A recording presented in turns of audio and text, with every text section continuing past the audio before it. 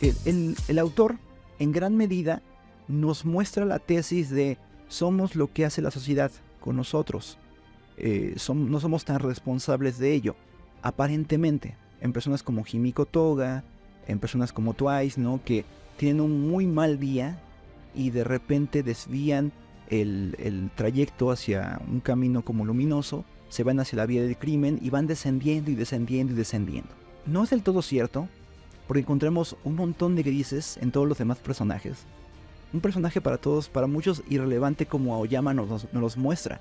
Aoyama es un Deku, pero que también tuvo el apoyo de sus papás, de sus figuras maternas y paternas. Aoyama también nació sin quirk. Y también sus padres estaban angustiados por la condición de su hijo, por lo que dirán las demás gentes de tener un hijo que no tenga quirk. Pero también se preocupaban decididamente por él. No era una cuestión de estatus como con Endeavor, o porque quisieran utilizarle, sino porque ellos sabían que un desarrollo pleno de la personalidad del niño en ese contexto, en ese mundo, era tener un quirk. Y le apoyan.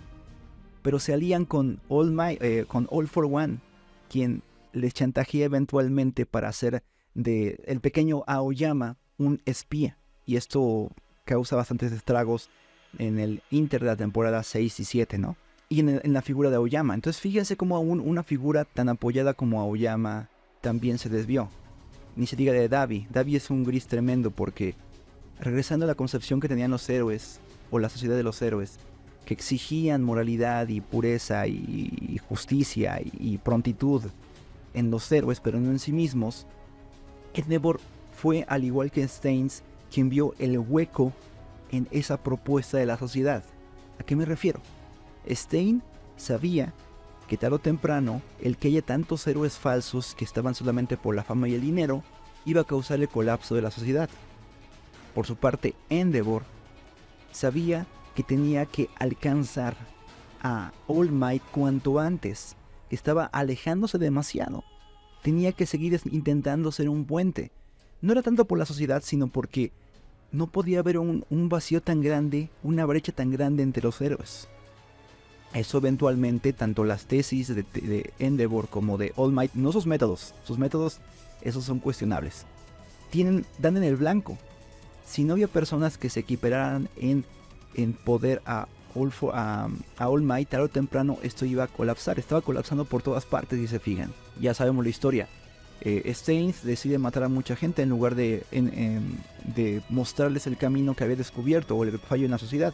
Y en lugar de Endeavor de ser razonable con su objetivo, decide utilizar a toda su familia, decide machacarla, destruirla, dejarla hecha trizas, con tal de llegar al primer lugar en la sociedad de héroes. Con la ironía de que no fue esta lucha incesante por tener más y más poder lo que lo posicionó en el primer lugar, sino más bien el que eventualmente All Might acabase con su propio poder al usarlo completamente en su última lucha, o en la última lucha que había tenido en camino con All for One, cuando van a recuperar a Kacchan. Es muy anticlimático para él. Por eso, justo los días después de que es nombrado el número 1, tiene que ir con All for One a pedirle ayuda y orientación,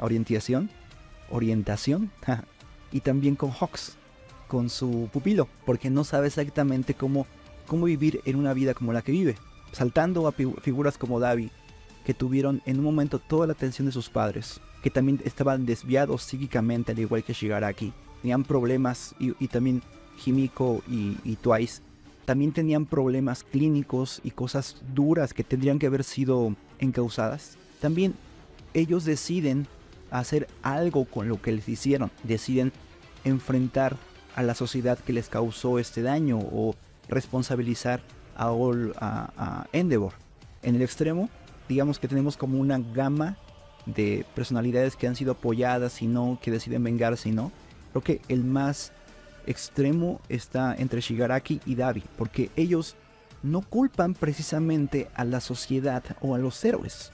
Ellos quieren sembrar el caos, sobre todo Dabi. En su primer encuentro, o uno de los primeros encuentros, no es cierto, al final de la sexta temporada, cuando ocurre la funa a Endeavor, él se lo deja claro a Midoriya. Yo no estoy haciendo esto por rencor o porque culpe a mi papá. Lo hago por placer, porque yo deseaba ver su rostro angustiado a ver que todo lo que quería alcanzar es desmenuzado por mí, por el hijo que rechazó.